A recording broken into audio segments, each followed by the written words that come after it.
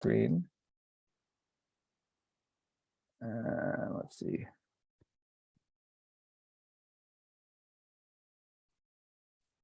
Can you see that? Let's make sure you're seeing the right screen. Are you seeing the full screen? Yeah, okay. So,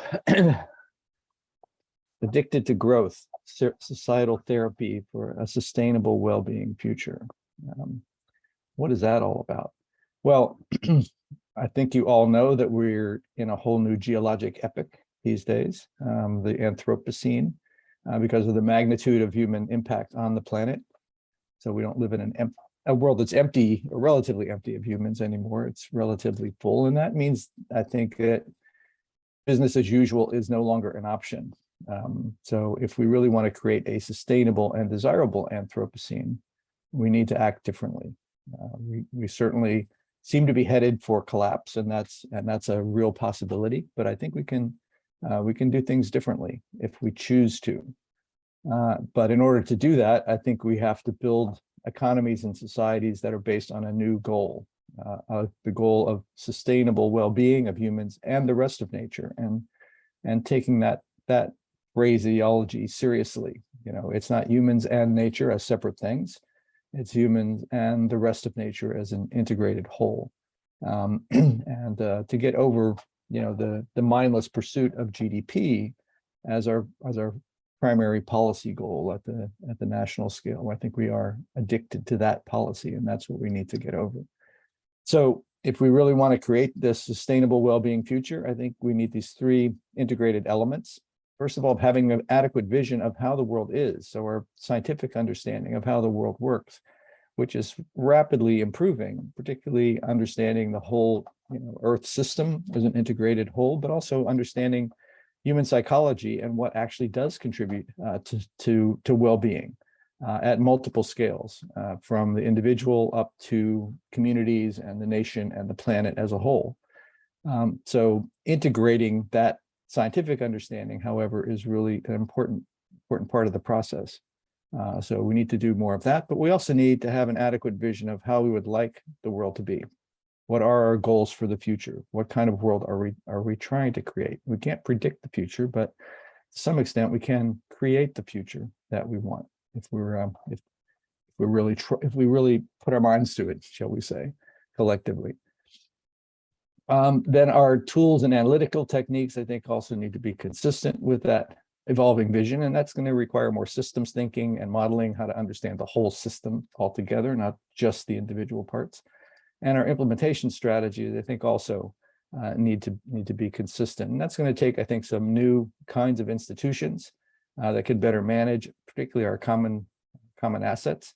And I think it's going to take some societal therapy to get us unstuck from this current addiction. So that's what I'll talk about in this talk. Let's see.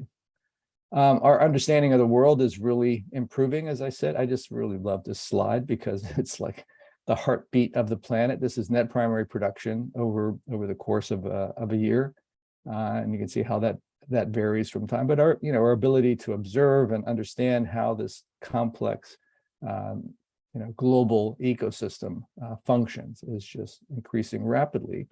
How do we bring that understanding really to bear on how to manage that system effectively? We know, for example, that, we know that the world's a complex, nonlinear, adaptive system.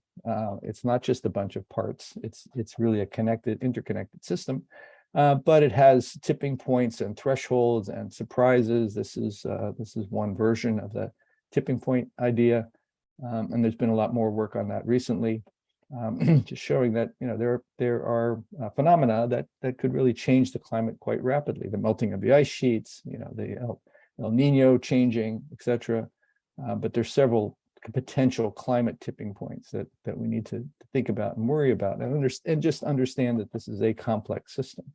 One way of putting that idea into practice is to say that there are fundamental planetary boundaries or ecological constraints. You've probably seen some version of this idea, which has been around since at least 2009, that identified these 9 planetary boundaries, climate, biodiversity, the nitrogen cycle, ocean acidification, and recognizing that we're probably outside the safe operating space on several of these. The most talked about, obviously, is climate change, but also biodiversity and et cetera. So how do we stay within the safe operating space and with these planetary boundaries? This is from a paper by Will Steffen, who many of you know, just showing how that, a nice way of showing that trajectory that we're on. We passed the Holocene, we're now in the Anthropocene, and there are some choices to be made. We could go over these planetary thresholds into a hothouse Earth, or we could make the kinds of decisions that will allow us to achieve a stabilized climate and continue to have a civilization on the planet. And we know, historically, that we're in a very interesting and different period of the climate. There's been some recent work on how the climate has changed over the last 20,000 years or so, just showing that, in fact, over the Holocene, it was really very stable. Wasn't, and some earlier ones showed the temperature actually declining a bit in the Holocene, but it's been this more recent work shows that it's very stable in the Holocene. It's only till the beginning of the Anthropocene that we're beginning to shoot up in terms of temperature. So we know all this. We've known all of this for decades, really. We've known what the problems look like, but we also know, I think, what the solutions look like. But unfortunately, that's not the movie that many people are lining up to go see. We're still stuck in this reassuring lie that everything will be fine. We just need to keep going the way we're going, and it will all work out, and technology will save us, or something along those lines. It's not a convenient thing to do, and people do not like to change in general. So how do we overcome this lock-in, this addiction that we're into the current system? And it is an addiction in a very real sense, in the same sense that individual addictions, are there because of positive reinforcements in the short run that allow us to ignore the long-term consequences. So how do we get out of this? Well, I think we need a third movie. We need a new vision, a new narrative. We need to describe what a sustainable and desirable economy in society, in the rest of nature, looks like. To understand this integrated or embeddedness, and to start looking at the whole system altogether, and how to manage it for this new goal of sustainable well-being. And how to explain that, I think, describe it to the general public as well, in a way that makes it clear that we can achieve a different world. We can create this new world if we put our minds to it. So we have to stay within planetary boundaries, but we also need to create, the social foundation, as it's been called. We need to stay in the safe and just donut, as it's been called by Kate Raworth and others. And we need ways of describing that world to the population.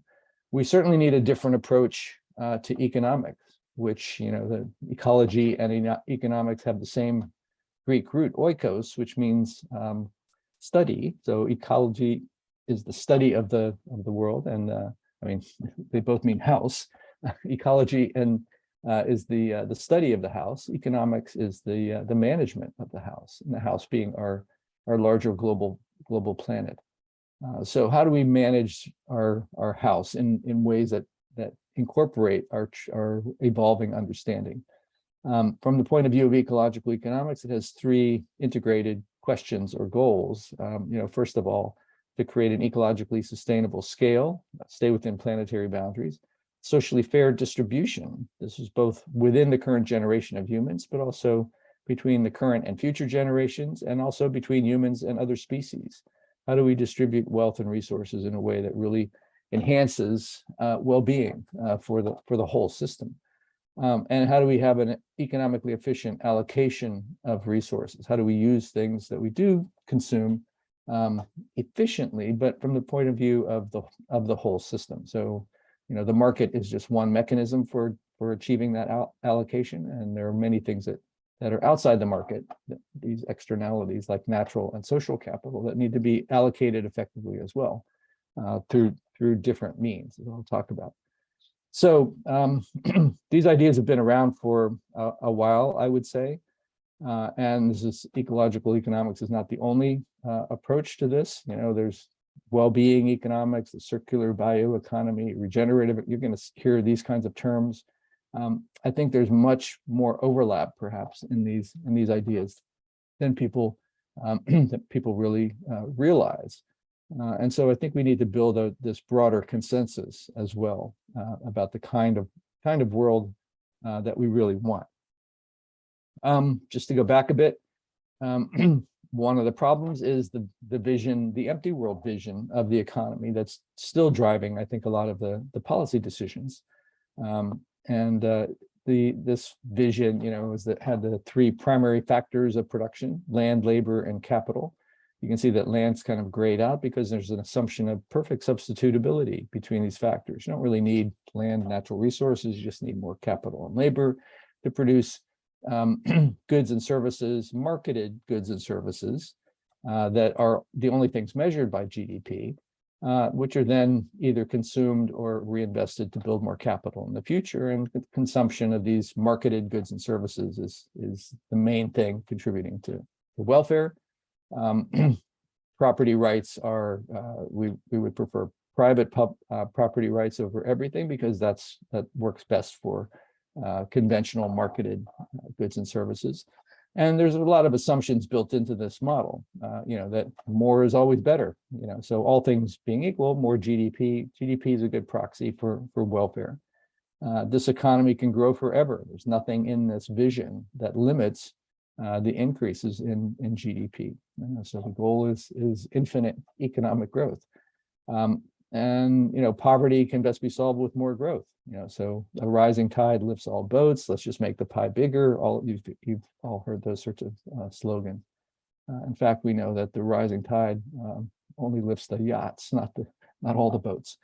And that nature is a sideshow. There's really no need to protect nature. It's okay, but you know, it's kind of good for it's kind of having a nice picture. And that private property is always best. So what's wrong with this model? Well, it leaves out a lot of things that we know to be true. First of all, that we live in a materially closed Earth system. So everything has to go somewhere, including all of the waste that we produce as byproducts from GDP. We know that these four basic types of assets or capital are all required in a more balanced way to produce conventional GDP, but also to produce well-being more broadly conceived. So in addition to our built capital, our human capital, not just labor, but everything about individuals, there's also social capital, all of the interactions among people, all of our cultures and networks. And, you know, Margaret Thatcher famously said a while ago, there's no such thing as society. In fact, there is such a thing as society. And in fact, it's a really important part of what drives this whole process, as you'll know if you just spend a second to think about it. But finally, there's our natural capital, everything else in the world that we didn't have to produce, and all of the ecosystem services that provides, both in terms of contributing to economic production, but contributing directly to our well-being at multiple scales, from the individual all the way up to the community. And our social capital does the same sort of thing. Oops. So part of that is, what do we mean by quality of life or well-being? You know, what are the components of that? And there's certainly been a lot of work recently on this idea of subjective well-being, and asking people in surveys, you know, how satisfied are you with your life and various aspects of it. So we're beginning to learn more about the psychology of well-being, and it turns out that it's not just consumption that contributes to that subjective well-being. It's a whole list. Stop that. It's a whole list of basic human needs, you know, that go back to Maslow's hierarchy, but also more recently Manfred Max Neef and Barbara Nussbaum and others, you know, and there are different lists here, but you can see that there are many more things like security and affection and participation creativity, and et cetera, that contribute to our sense of well-being, and that are necessary for that component. What we can do from a policy point of view is to create the opportunities for people to meet those needs, to feel this sense of subjective well-being by how we arrange our assets, our built, our human, our social, our natural capital, and how we use our time as well. So there are a lot of terms that are often used for this idea of well-being or quality of life, or One Health or ecosystem health is another term I think that's also been used. This idea of prosperity, or at least inclusive prosperity. What does the prosperity of the whole system look like? In the psychology literature, this idea of flourishing has also been used a lot. I think these are near synonyms, and we need to also, I think, build this broader consensus on what we mean by it and how we address this idea of well-being. So, and certainly one of the contributors to that well-being, the constituents of well-being, is this idea of ecosystem services, which I hope you've all heard of before. This is from the Millennium Ecosystem Assessment, which categorized them into these 4 basic groups. There's a long list of these services, but they can be lumped into the provisioning type services like food and water, regulating services like regulating the climate and floods, etc. Cultural services like recreational, aesthetic, spiritual services, and supporting services that contribute to all of those, and how they connect with these different aspects of well-being that I've been talking about.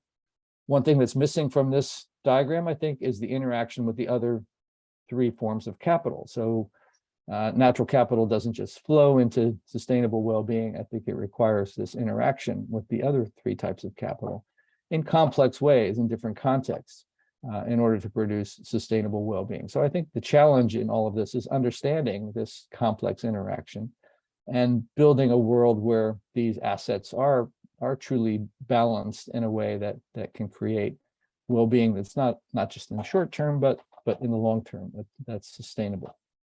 So there's been a lot of growing interest in this idea of ecosystem services. There's the whole IPBES institution that's kind of the IPCC equivalent for the ecosystem services level, and they're producing regular assessments and things like the IPCC does as well.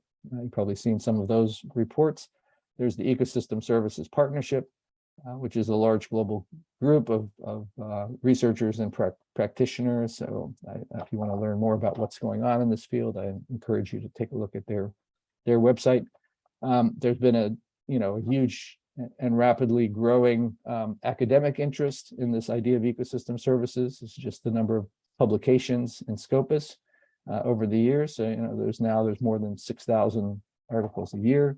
And over 40,000 have been published on this topic of ecosystem services. The most highly cited of those is this one that we did back in 1997, which was the first attempt, an initial attempt to try to put all of these estimates together. And we came up with a total that was significantly larger than global GDP at the time. One thing we didn't control was what they put on the cover, which was pricing the planet. And we were very clear that we really meant valuing the planet and valuing it in ways that are valuing the non-marketed benefits, the things that are outside the market, that are external to the market, that are largely common goods, not private goods. So now, what we did also was more recently was to say, well, how has that value been changing since 1997? So we did an update in 2014 and looked at how things had changed up until 2011 using similar kinds of techniques just to be consistent. And we found that, in fact, we're losing up to $20 trillion a year in ecosystem services, largely due to land use change, but also due to better estimates, from that increasing range of studies about what the value of those services were in the first place. So there's been desertification and deforestation, loss of coral reefs, et cetera, up until that time. So going forward, we know that that doesn't have to continue. It can continue if we continue on our conventional market forces sort of scenario.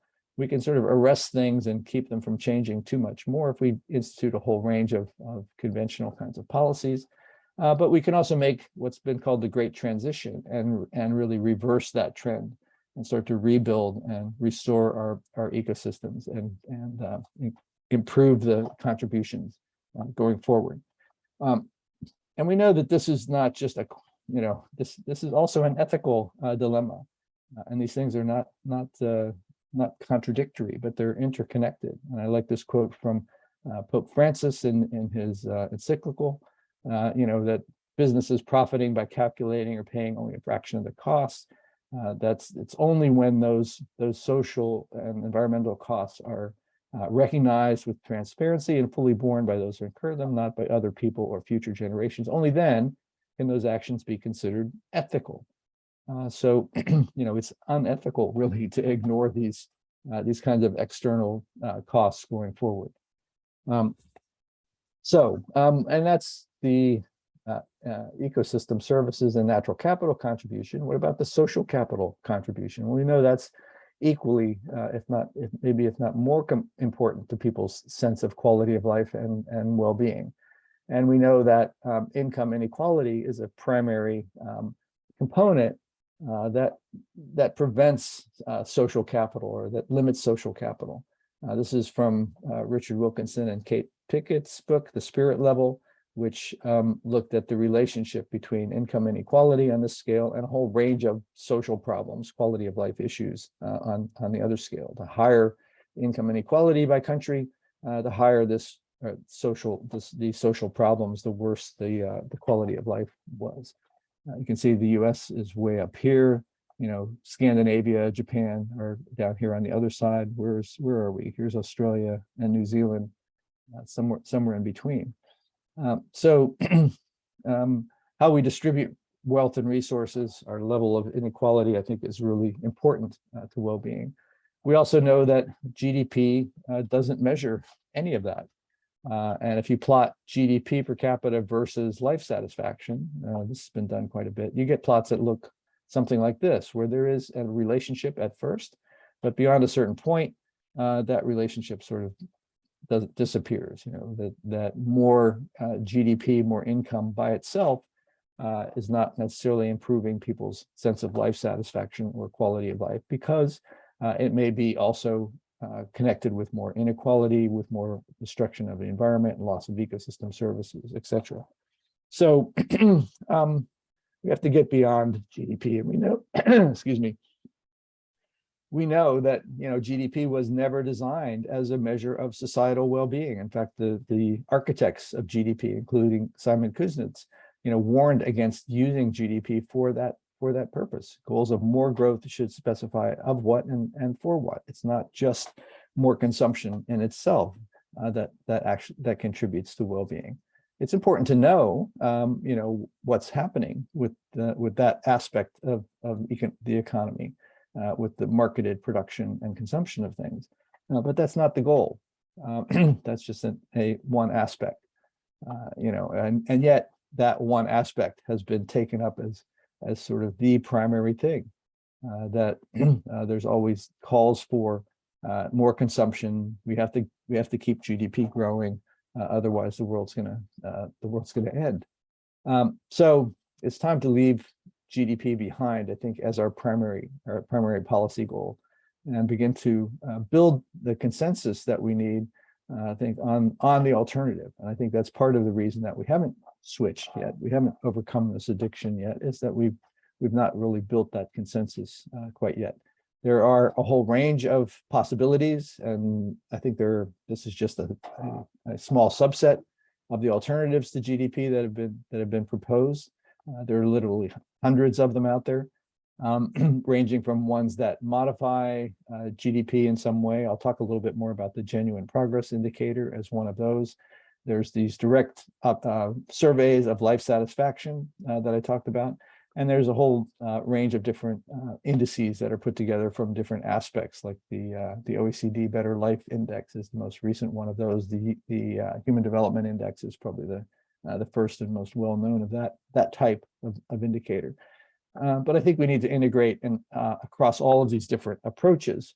But I'll just talk about the GPI quickly. And I think Ida, if any of you were at her talk a few weeks ago, talked in a bit more detail about how to measure well-being and the GPI.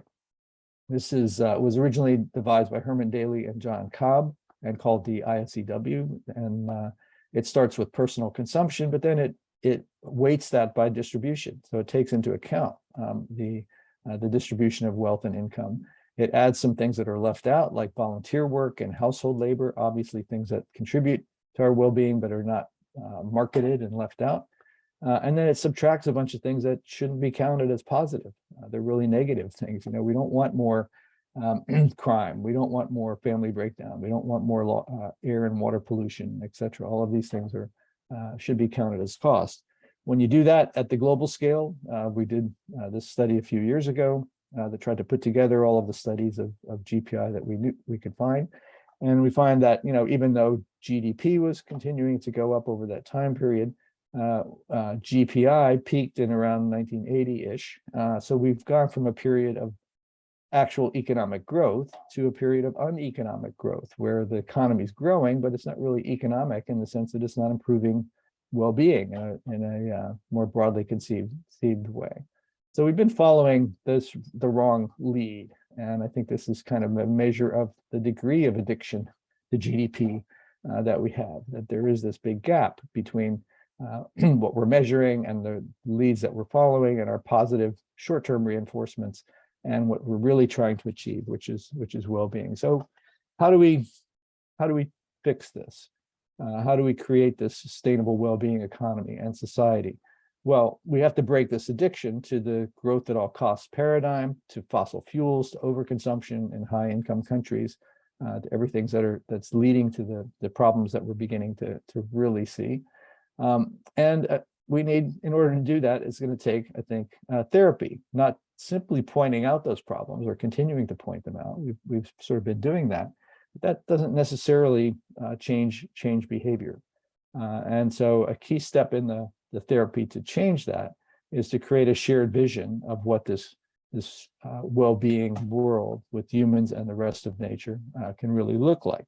Why do I say that? Well, we published this paper recently where we said, well, what can we learn from what works to overcome individual addictions that might be scalable, that might scale up to the societal level? And it turns out that there's one therapy that seems to be quite effective at the individual scale called motivational interviewing, which starts by engaging addicts, in a positive discussion of their life goals, their motives, and their future. It doesn't confront them directly with the problem, which usually leads to denial. It says, well, let's talk about what you want to do with your life first. And once you've established that, then you can use that to help motivate the changes that are necessary to get there. If that's what you want to do, is what you're doing now really helping, or is it, do you want to change your behavior? So how do we motivate the changes that we're trying to achieve at the societal scale? The obvious analogy is, well, how do we build this shared vision of our goals, our motives, and the future to motivate that change? I think the UN Sustainable Development Goals is a major step in that direction. It's the first time, I think, in human history that all countries in the world have signed up to a set of goals that are much broader than simply, more growth, even though that one's still in there. But eliminating poverty, dealing with climate, protecting our natural capital and ecosystem services, reducing inequalities, all of these things are in there in the list of goals in the SDGs. So I think it's a significant step. It's really only policymakers, I think, and academics that really know much about the SDGs, and also you have to recognize that these goals are all interconnected. There are synergies and trade-offs among them. They all contribute to our intermediate goals of sustainable scale, fair distribution, and efficient allocation in different ways. And these all contribute to our overarching goal in different ways. So how do we understand the complex interdependencies among these different parts of the goals and how they play out in different places at different times? And I think that's part of the ongoing challenge of implementing these kinds of ideas. But also, how do we get this message across to the broader public? How do we build the shared vision really at the whole societal scale?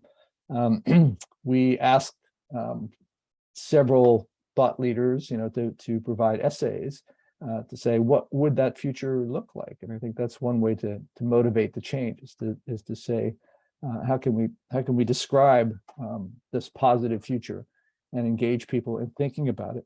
This whole idea of scenario planning, I think, is another way to think about alternative futures and which of those alternatives we would like to see. And this has been used effectively in many different contexts. This is the Great Transition Initiative scenarios that I mentioned briefly before, the conventional, business as usual market forces, policy reform kind of scenario, still focused on GDP growth, but recognizing the need for government and trying to incorporate to reduce inequalities and et cetera. Green growth, I guess, would fit into this category. The idea of green growth. But if you take the community seriously and focus on a larger, more comprehensive vision of well-being, you get to the Great Transition scenario, and I think that's consistent with the SDG idea. But it needs to be fleshed out in ways, I think, that can engage the general public. More than just a set of bullet points. I think we need to, describe what those alternative futures could look like, and engage people in thinking about them in one way or another.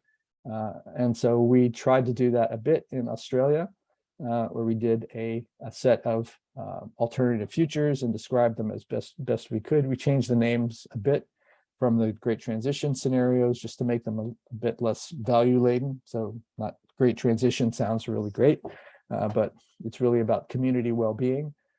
As opposed to free enterprise or coordinated action, versus strong individualism. And then we asked people, we had a sample of about 2,000 randomly selected, not randomly, but representative sample among Australians. We asked them which of those futures would they prefer, and you could see that community well-being was by far, ranked the either the first or second most preferred of those alternative futures, not the only one. And I think it's going to take more deliberation, more discussion among the population about what these futures could look like. How do we do that? I think that's where we need to be creative. We're trying to use videos and other ways, but to engage the general public and to build this shared vision of the kind of world that we really want. So I think that's a goal for the future. But we also need new and better kinds of institutions to manage our common assets. And so we've been working on this idea of common asset trusts as a way to manage these the atmosphere, the oceans, ecosystems in general, in a way that recognizes their characteristics. Excuse me. And this builds on the work of Eleanor Ostrom, who showed that, in fact, these common assets can be managed sustainably and well with the right set of design characteristics. Looking at indigenous populations who have done this for thousands of years. And what are the characteristics that define success in managing those kinds of common assets? Well, you can't leave them as open access as we are still doing with the atmosphere and with the open oceans and many other kinds of resources. You have to have clearly defined boundaries, but those have to be boundaries that are agreed on by the community, not privatized necessarily, but community property rights. So how do you define the group and establish the community property rights? How do you build collective choice arrangements? How do we build a new kinds of governance systems that allow people to make these collective choices, but in a way that it's truly democratic, in the sense that all people's positions are brought to bear, et cetera? How do you build in the right kinds of sanctions and conflict resolution mechanisms, and how do you do this in a polycentric way? So it's not totally top down, it's not totally bottom up, but there are multiple scales of governance. So building those kinds of institutions, I think, is also one of the big challenges going forward if we want to And I think it's also part of the therapy that we need. We've talked about how you might do this at the scale of the whole of the atmosphere. How do we claim the atmosphere as a community asset, and how do we build an atmospheric trust that can then be used to charge for the damages to our common asset, and to reward those who are benefiting the common asset. So take a look at this Claim the Sky initiative if you're interested in that. How do we begin to charge for the damages to the fossil fuel sector? Essentially, we found that there's only 90 entities in the world that are responsible for around 2/3 of the carbon emissions. So it's not a huge number of players that I think we need to hold responsible for what's happening to the climate.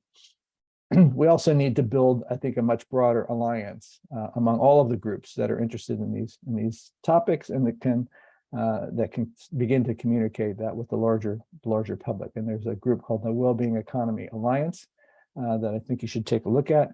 And within that, there's a group of governments that I think are beginning to take this on board, the Wellbeing Economy Governments Initiative. There's a really good TED Talk by Nicola Sturgeon. Take a look at that. And there's this group, of vanguard governments now consists of Scotland, Iceland, New Zealand, Wales, Finland, and I think Canada has joined this group. And maybe at least parts of Australia, maybe even Australia as a whole, could become one of the members of the Wellbeing Economy Governments now with the new federal government coming on board. New Zealand has gotten a lot of attention for their well-being budget and their shift to looking at well-being as the primary goal. Iceland has done the same thing, and Finland has done the same. They got so happy about it, they started dancing about their well-being economy. So we all tries to do all of these things to sort of bring together and become the glue among all of the different institutions that are and individuals that are heading in this direction, and begin to identify and build consensus on what does contribute to a well-being economy, what that will could look like, and how we might get there. Another recent initiative I think that you should be aware of is the Club of Rome for the 50th anniversary of the publication of the Limits to Growth. And it's coming out with a new book called Earth for All, which you can take a look at. And as a member of the Club of Rome, I've been participating in this process of creating a new approach to economics, ecological economics, well-being economics, donut economics, whatever you want to call it.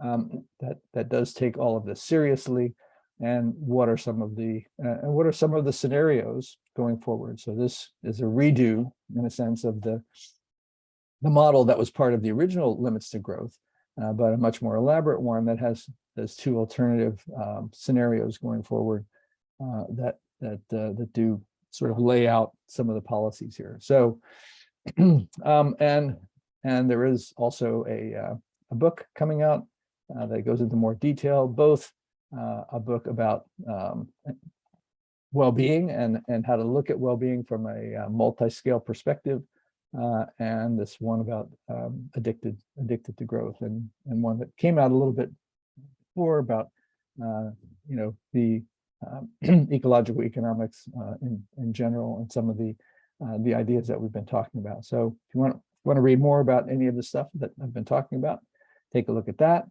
Or you could download any of the papers that I've mentioned from this website. So thank you very much. Thanks so much, Bob. Love the whirlwind journey. That's fabulous. Or I would just now open the session to see if there's any questions, comments. I can see hand tapping and everything like that going on in the background, but to see if there are any. Paul, I can see you turn your camera back on. Sorry, I didn't have a question or a comment. Yes, I enjoyed the presentation, Bob. I've been, I suppose, interested in this sort of stuff for a while. But no, sorry, I was just turning on to be people personal at the end. So thanks. Sorry, no question. James, yes, please. Oh, thanks, Natalie. And thanks, Rob, for such a wonderful presentation. My single and one question, please feel free to disagree or agree with me. Where is Africa left in here? I say we are looking for a better world for all. But apart from one slide where you saw the map of the globe, I've not seen anything like Africa in your data and your comparisons and your conclusions. Well, I only had 40 minutes, so it's a big world, but I think it's important to think about the whole world, you know, including Africa, which is a big continent. I think one of the problems that you often hear is, you know, well, you know, if we start talking about, you know, limits to growth and no more growth in GDP, what about all these countries that are, you know, quote unquote still developing, and we're taking away the opportunities for them to develop, you know, in the same way that all of the developed countries. I think the problem there is that we don't want to present the developed countries as a model for development. We need a whole new model of what we mean by development. And I think that particularly applies to Africa. So, you know, we want a model that says development means, you know, improving well-being more broadly conceived, more equitably distributed. And it doesn't mean no production and consumption. It just means how do we do that in a way that's better. And I think I think it's going to be equally important on both sides of the sort of development divide, if you will, you know, and sort of to change how we approach what we mean by development. And what I'm trying to say is we've got to get over this addiction to growth, that development means growth, and in a particular approach to growth that we had, you know, based on fossil fuels and ignoring the environment, ignoring society, etc. So you don't want Africa to fall into the same trap, shall we say, and to get addicted in the same way that the developed countries have. But from a different starting point, you know. So I think there needs to be this what's been called contraction and convergence. You know, the developed countries are in a sense overdeveloped. You know, they need to go on a diet and reduce consumption. The other countries may need to increase consumption, but in a wholly different way, and to stop following the lead of the north of the developed countries and do it in their own way, in a way that's hopefully much better. So there are opportunities, you know, all around, but I think the fundamental thing that needs to change is what we mean by development, and recognize that we're sort of stuck in this this idea that development means growth. So how do you get out of that? And I think to do that, we have to provide a better vision. You know, what would African countries look like if they really achieved the kinds of goals that we're talking about, the SDGs? You know, so how do you have that discussion in the cultural context of all countries, including Africa? I hope that helps.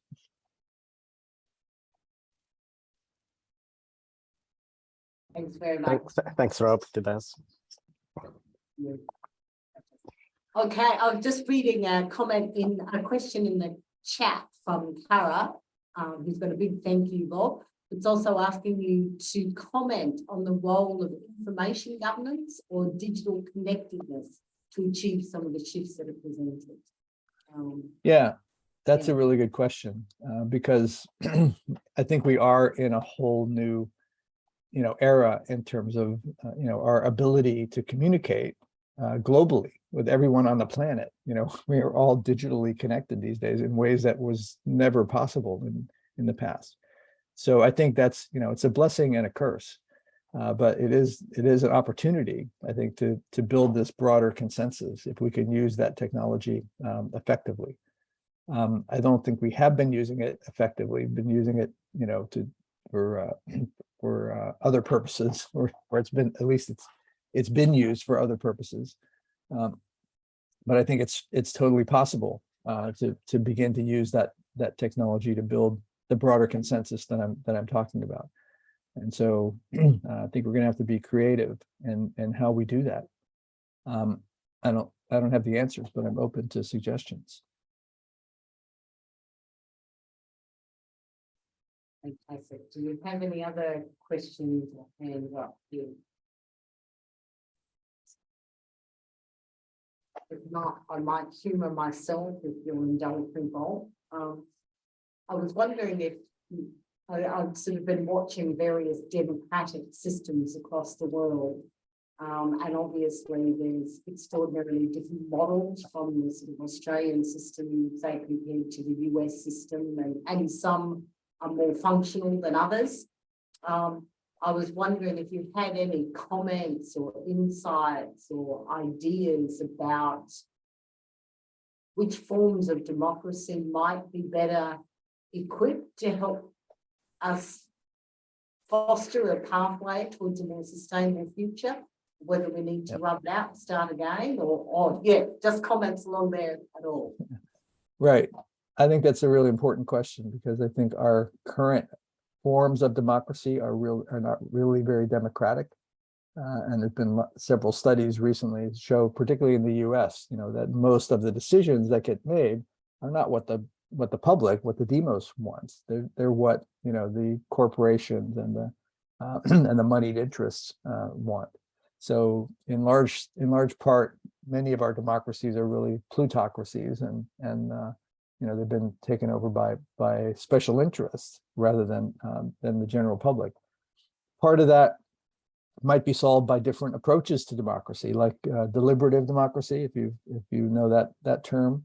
How do we make decisions based on kind of a random sample of the population, citizens assemblies and citizens juries that come together and deliberate really about how things should work. And within that deliberation, I think we need to move away from just sort of majority voting as the approach to decision making, and to something that's a little more sort of consent based, if you will, if not consensus based. So there's a process called sociocracy that's been used in some contexts, where the goal is to achieve not necessarily the decision that everyone is happy with, but at least everyone can live with, that says, yes, this decision is okay. And the process of having the deliberation in a way that achieves that level of consent, at least, as opposed to majority voting, where 49% of the participants hate the decision and will do everything they can to overturn it in the next election. That's not sustainable. That's not really a good way to govern the system. So I think we need new kinds of approaches to democracy that are truly democratic, as opposed to plutocratic or worse, or autocratic. And I think the failure of our conventional approaches to democracy, which have become too plutocratic, are what people are reacting against, and unfortunately falling into the sort of autocratic mode, because they're better able to control the process.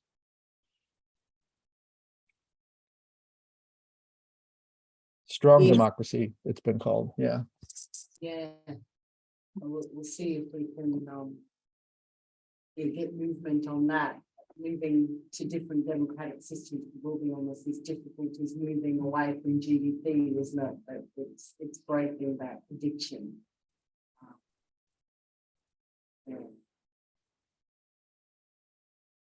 All right, well, I'm going to still pick your brain for one more question, if I can, for you here. If you had to pick an approach or approaches to trying to measure and monitor the long-term well-being of Tasmanians, are there particular ones and approaches that you think are particularly good, bad, or ugly? Well, I think we need to move to a more sort of hybrid approach that incorporates all three of those different basic approaches that I was talking about. And I think this would be a really good subject for a workshop that we could have there in Tasmania, maybe sometime around next June-ish or so. I think would be a good time for it. And I might even be willing to come and participate in that workshop. But that might be a good topic. You know, how do we combine these different elements and come up with a measure of well-being that we can all agree to. It's, you know, and there has been a lot of work on this, as I said, from different elements and perspectives. So it's not like we haven't thought about it enough. I think what we need to do now is to just say, yes, how do all of these things overlap? How can we build something that actually incorporates everything that we know at the moment about what contributes to well-being, and things that are also measurable in some sense, and that can achieve the degree of consensus that we want. So it's one thing to come up with a new indicator and say, hey, this one's much better than all the other ones, but then the other ones are saying, no, you're not, you know, ours is better. And so you have this competition among indicators, which doesn't really achieve the goal that we're aiming for.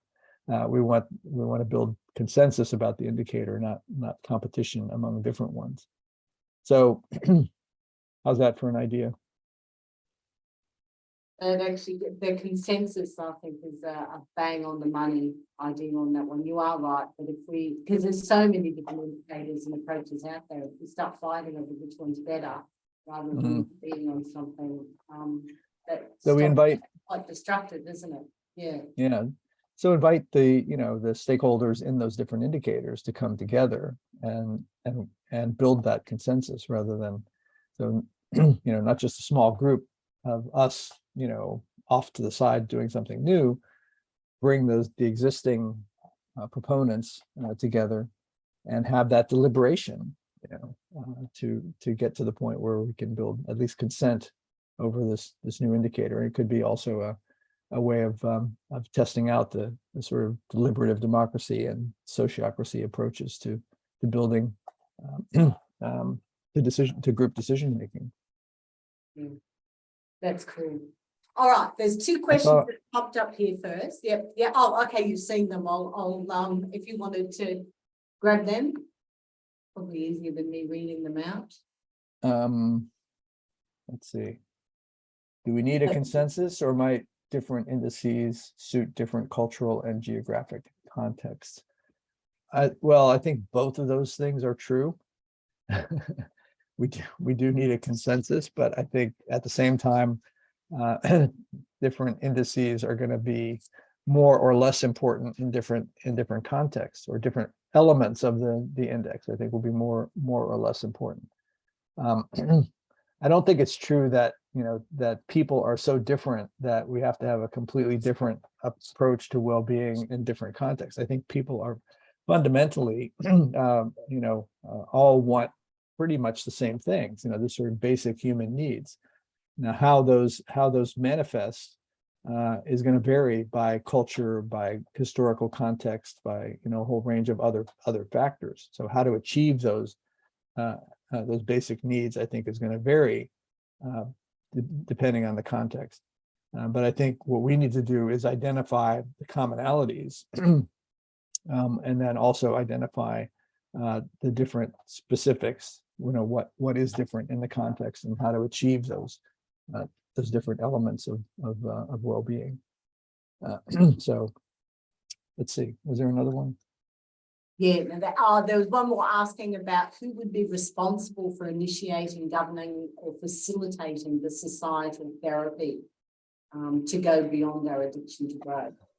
Well, I think that gets back to the democracy question. It's all of us, and that's why I think we need to build this broader engagement, and get the general population at least to start thinking about the fact that there are alternative futures, and that we can make choices to achieve different ones than where we seem to be headed.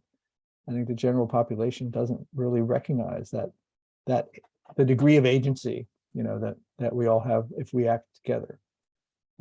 So And I also don't think they recognize what the possibilities are, for a better world. People are just trying to react, to what happens next. And our whole political process is also in that context of, what do we do next, as opposed to let's think about the longer term future and think about how we get to a different place than where we seem to be headed. And I think, in any addiction, it often takes a crisis to wake people up to the fact that they are headed off in the wrong direction. We certainly had a few crises lately, and I think we're getting more and more frequently. And I think that is waking people up. I think a lot of the general population is now thinking, no, we're not headed in the right direction. This is not where we want to go.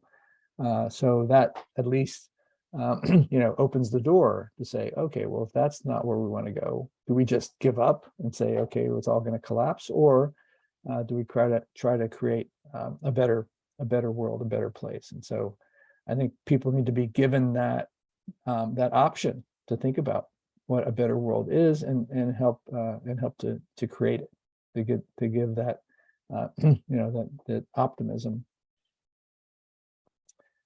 Leanne, I think you have a question. Yeah.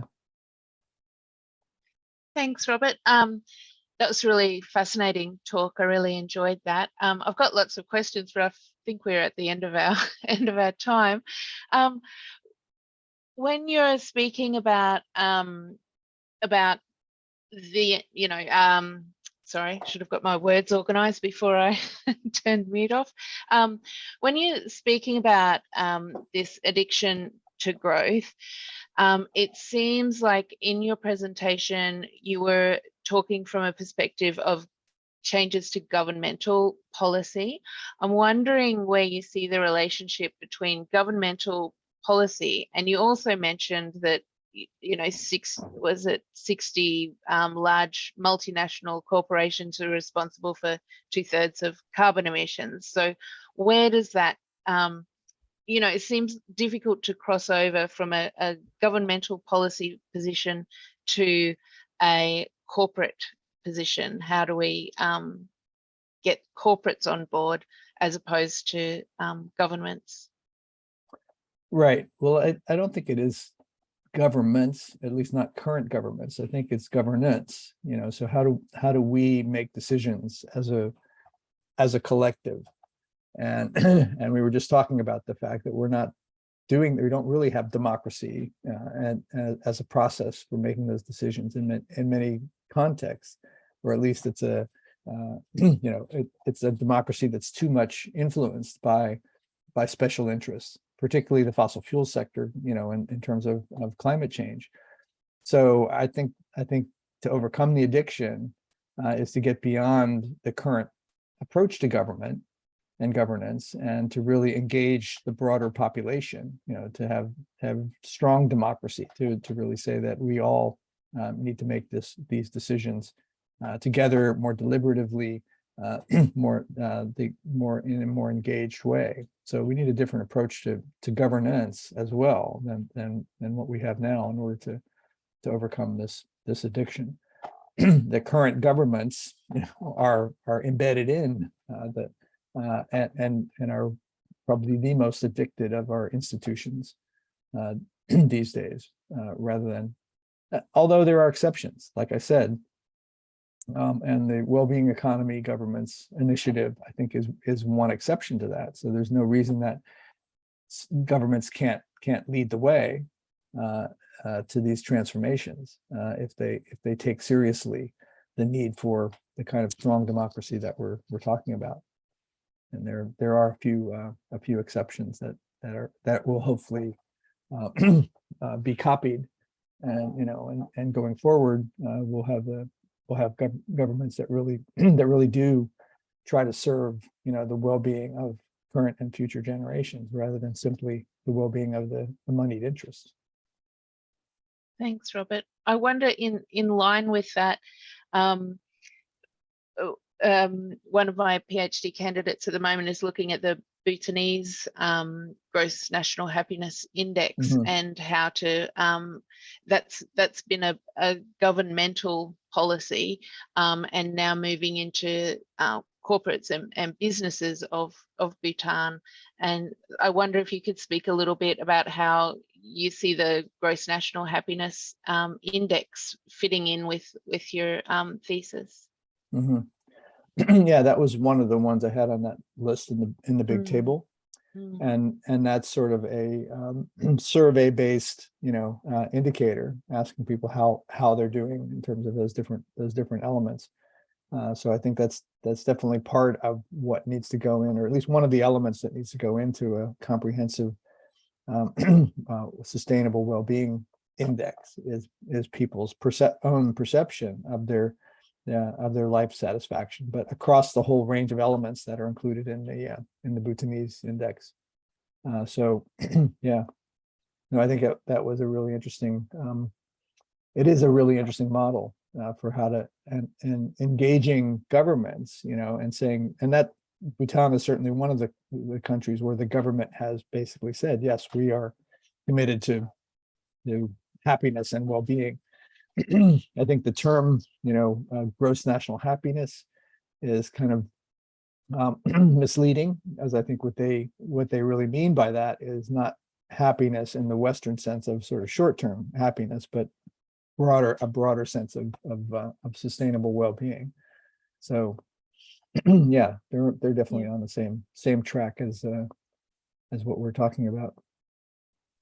Thanks, Robert. Thanks for letting me take Robert over time, Natalie. I am conscious of the fact people have to get out. They've got their other bits and pieces to go. So I might have to wind up on that one. I noticed iPhone, that's a great name. It's fairly common in this world, I noticed, but iPhone had a question about something about small and big economies, but I may need to chase up with them afterwards and run, because I'm not sure, Bob, whether you've got the time to hang around with me and ask that question, or whether we send that by email and I can click it and get it back later. Okay. I might have to do that. All right. Thank you so much, Bob. I noticed I should laugh. The last time Bob was visiting, he was playing ping pong left-handed and still beating me without it trying at all. So if any of you guys are any good at ping pong, can you please start practicing, get your game up, and when it comes for the wellbeing workshop, we can actually have a bit of a tournament as well, and try to see what we can do about Bob and Ida and the ping pong, and try to reclaim the Tasmanian face on that, because I was hopeless at that. Anyway, thank you, Pete, Bob. Thanks, everyone. And really good to catch up with you. And see you. Bye, everybody. Thank you. See you. Bye.